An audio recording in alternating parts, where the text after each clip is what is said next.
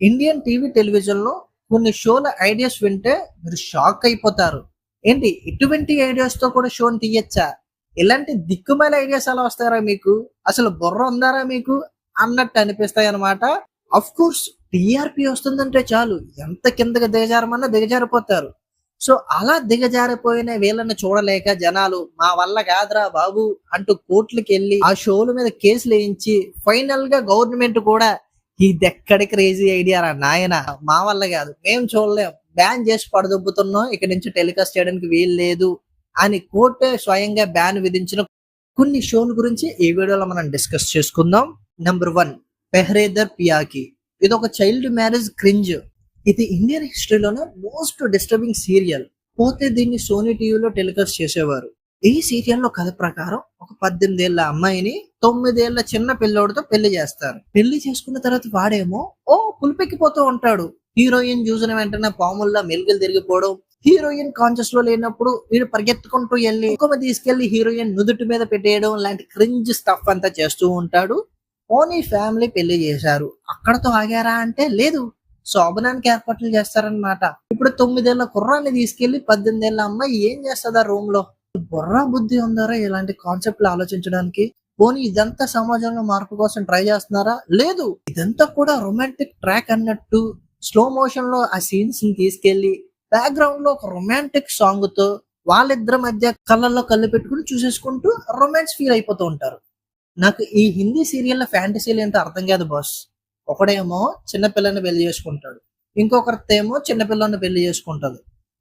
Majors పెళ్లి చేసుకోరా హిందీలో? ఎప్పుడు చూడు ఇవే మైనర్ మ్యారేజెస్. సో ఎంత క్రింజ్ ఉన్న తర్వాత ఈ షోని చూసి ఊరుకుంటారు ఏంటి? ఇది చూసే చిన్నపిల్లల మైండ్ సెట్ ని గట్టిగా ఇంపాక్ట్ చేస్తుందన్న అభిప్రాయంతో 1,00,000 మందికి పైగా సంతకాలు చేసి అప్పటి మంత్రికి కంప్లైంట్ చేయడం జరిగింది. దెబ్బతో బీసీసీ లైన్ లోకి వచ్చి ఫస్ట్ టైమింగ్ ని మార్చారు. దాని తర్వాత వర్కౌట్ అవ్వట్లేదని కంప్లీట్ గా బ్యాన్ చేసేసి రాత్రికి రాత్రి టీవీలోంచి ఆ సీరియల్ పీకి పాడేయడం జరిగింది. నెంబర్ 2, రాఖీకా ఇన్సాఫ్. బాలీవుడ్ కాంట్రవర్సీ క్వీన్ అని పిలువబడే రాఖీ సావంత్ హోస్ట్ చేసిన ఈ రియాలిటీ షోలో ఒక వ్యక్తి ప్రాణాలు తీసేంత దారుణంగా తయారైంది. ఈ షో కాన్సెప్ట్ ఏంటంటే తెలుగులో వచ్చిన బతుకు జట్కా బండి కైండ్ ఆఫ్ షోనే. ఈ షో వాళ్ళు రోడ్ల మీద తిరుగుతూ ఏ ఫ్యామిలీలో బొక్కలు ఉన్నాయి, ఎవడెవడు కొట్టుకుంటున్నాడని ఒక తనిఖీ చేస్తారనమాట. ఆ తనిఖీలో భాగంగా ఎవరికైతే గొడవలు ఉన్నాయో వాళ్ళని ఈ షోలో పిలిచి షోలో హోస్ట్ తో పాటు జడ్జిలను పిలిచి ఒక తీర్పు అనేది పాస్ చేస్తూ ఉంటారు. అలా ఒక ఎపిసోడ్ లో ఒక హస్బెండ్ తన భార్యతో ఉన్న గొడవల కారణంగా గొడవల్ని సాల్వ్ చేయడానికి ఆ షోకి వస్తాడు. కానీ అక్కడ ఉన్న హోస్ట్ రాఖీ సావంత్ నేషనల్ టీవీలో అతన్ని అత్యంత దారుణంగా బూతులు తిడుతూ నువ్వు అసలు మగాడవే కాదు అన్న పదజాలాన్ని యూజ్ చేసి ఆయన ట్రిగ్గర్ అయ్యేలా చేసింది. ఇంకా ఆ షో కంప్లీట్ అయిపోయిన తర్వాత ఆ వ్యక్తి ఆ అవమాన భారాన్ని భరించలేక సూసైడ్ చేసుకుని చనిపోవడం జరిగింది. సో అప్పుడు అతని ఫ్యామిలీ ఆ హోస్ట్ మీద ఎఫ్ఐఆర్ ఫైల్ చేయడం జరిగింది. అప్పుడే కరెక్ట్ గా సెన్సర్ బోర్డు ఎంటర్ అయ్యి ఇది షోనా ఇంకేమైనా, ఆ బూతులేంటి, అసలు వినగలుగుతున్నామా, చూసే జనాలు ఫ్యామిలీస్ అనుకుంటున్నారా లేకపోతే ఇన్స్టాగ్రామ్ యూజ్ చేసే వీక్షకులు అనుకుంటున్నారా అని సీరియస్ అయ్యి ఫైనల్ గా షోనే బ్యాన్ చేసి పారేశారు. నెంబర్ 3, సచ్కా సమ్నా. ఇది హాలీవుడ్ లో వచ్చిన the moment of the truth కి కాపీ. ఈ షో ఐడియా కనుక ఇప్పుడు మీకు చెప్తే డెఫినెట్ గా ఆశ్చర్యపోతారు. ఇటువంటి ఐడియాతో కూడా ఒక షోని రన్ చేయొచ్చని మెంటల్ ఎక్కిపోతారు. రాజీవ్ ఖండల్వాల్ హోస్ట్ చేసిన ఈ షో ఇండియా ఫ్యామిలీ సిస్టమ్ నే కుదిపేసింది. అసలు అంతగా ఏముంది ఆ షోలో అంటే ఈ షోలో వచ్చిన పార్టిసిపెంట్స్ కి పాలిగ్రాఫ్ అదే లైట్ డిటెక్టర్ టెస్ట్ పెట్టి వాళ్ళ ఫ్యామిలీ గురించి దారుణమైన ప్రశ్నలు అడుగుతారు. ఒక భార్యని తన భర్త ముందే మీరు పెళ్లికి ముందు ఎంతమందితో టెంక్టింగ్ చేశారు, అలాగే పెళ్లి అయిన తర్వాత మీ భర్తతో కాకుండా ఇంకొక వ్యక్తితో ఎఫ్ఐఆర్ పెట్టుకోవడం జరిగిందా అన్న నీచ నికృష్ట ప్రశ్నలు అడుగుతారు. ఆ ప్రశ్నకి ఆ భార్య దిక్కుమాలిన ప్రశ్నలు, ఇదేం షోరా అని బయటకు వెళ్ళిపోవాలి. బట్ అక్కడ ఉన్న మహిళలు ఏం చేస్తారంటే అవునండి మా ఆయన ఇంట్లో లేనప్పుడు నేను ఇంకోటితో ఎఫ్ఐఆర్ పెట్టుకున్నాను అన్న ప్రశ్నలు తన భర్త ముందే చెప్తారు. సో ఇలా చెప్పడం వల్ల హట్ అయిన కొంతమంది హస్బెండ్స్ డివోర్స్ కూడా ఇవ్వడం జరిగిందంట. పోతే ఈ షో వల్ల సమాజంలో సంస్కృతి అనేది కంప్లీట్ గా నాశనం అయిపోతుంది అన్న కారణంతో పార్లమెంట్ లోని కొంతమంది ఎంపీలు గొడవ చేశారు. ప్రభుత్వం నుంచి తీవ్ర విమర్శలు రావడంతో కోర్టులో కేసులు కూడా గట్టిగా పడడంతో ఈ షోని కంప్లీట్ గా బ్యాన్ చేసేసారనమాట.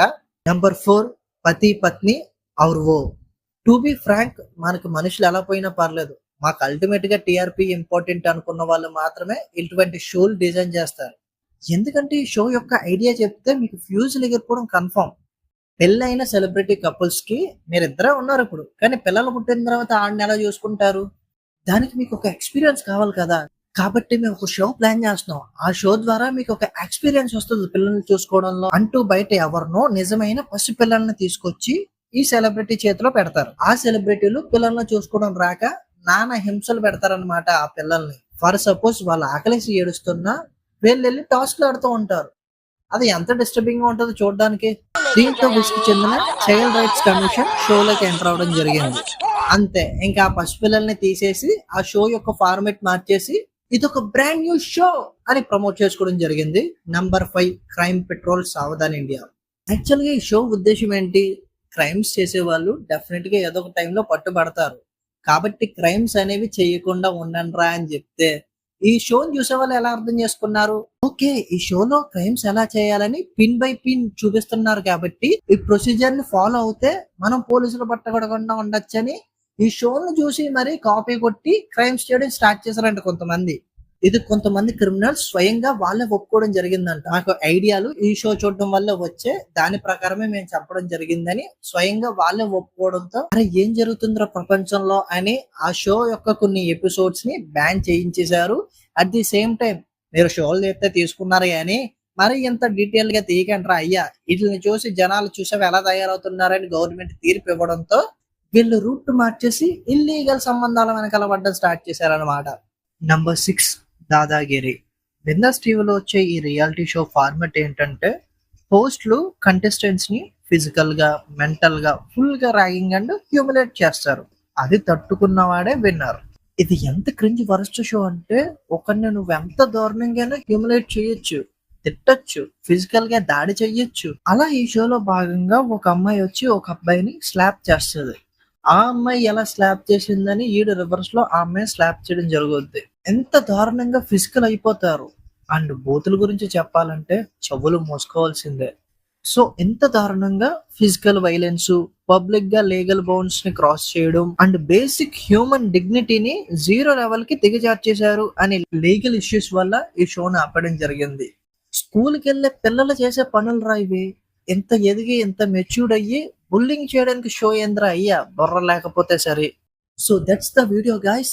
ఈ షోలో ఏ ఐడియా చూసి మీకు దన్నారా దూత అని అనిపించిందో కింద కామెంట్ చేయండి. అలాగే వీడియో నచ్చితే లైక్ చేసుకోవడంతో పాటుగా మీరు ఇంకా మా ఛానల్ ని సబ్స్క్రైబ్ చేయకపోతే ప్లీజ్ టు సబ్స్క్రైబ్. ఒకసారి ఛానల్ చెక్అవుట్ చేయండి. డెఫినెట్ గా నచ్చితేనే సబ్స్క్రైబ్ చేసుకోండి. Thank you so much.